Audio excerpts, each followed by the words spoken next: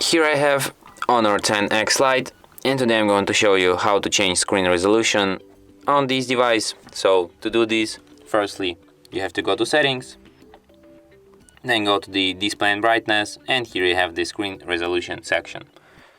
I have the smart resolution turned on right now, like you can disable this feature, and here you can select your screen resolution, like now, right now I have the high resolution, and you can set it to be like the low resolution for more power saving, I guess. It like consumes less battery, and that's like here you can change its resolution, this resolution.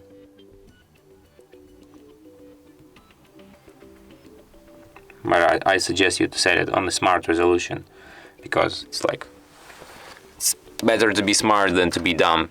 So just like this. And that's it. Thanks for watching.